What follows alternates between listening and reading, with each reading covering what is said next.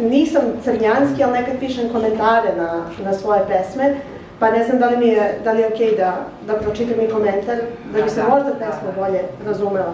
Da može, eviš. Ide prvo komentar pa pesma.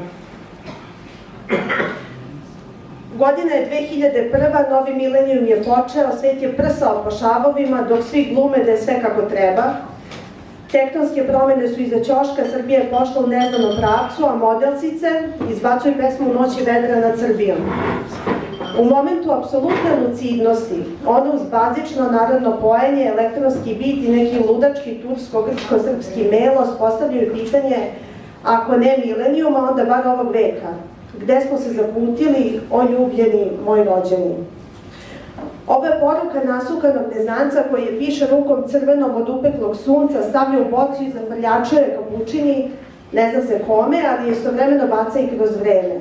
Ne zna se ko pita, ne zna se koga pita, ali je kristalno jasno kao staklena boca u kojoj se pesma nalazi šta je pitanje.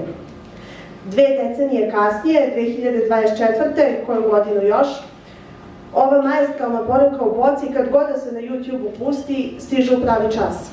Otud i smelo ukrštanje moje u pesmi, modelsica sa sve budućom gospođom Medničenko. Noć je vedra nad Srbijom, nad kućom našom jedinom i kao da smo sami mi na celom svetu ostali. Zora je na istoku i novi dan nam donosi, a mi još više sami smo, o ljubljeni, moj rođeni. Ukrštanje toga sa najvećim od najvećih, večnim Njegošem i njegovom lučom, ništavilo je prekomerno naše. A pitanje koje nosi pesma postavlja se sa gumna koja postoji kod kapele koja ne postoji, na čardaku, dakle, ni na nebu, ni na zemlji. I ta luča koju tražimo ište čašu žuči, koju ispijamo već decenijama u sve manje meda. Poznato je da je vladika govorio da se sahranjuje na jezerskom vrhu, jer najviši vrh Lovćena čeka na glavu veću od njegove. Onaj koji ne trikom, ne slučajem, ne silom, već celim bićem i mišlju svojom odgovori na pitanje koje pesma postavlja, zaslužan je groba na Štirovniku. A pesma se zove Krug noći ide ovako. O ljubljeni moj rođeni, rekla sam ti nekad davno, vidimo se na drugoj strani. Do tada ostavljaću ti poruke urezane na hrastu, požuri.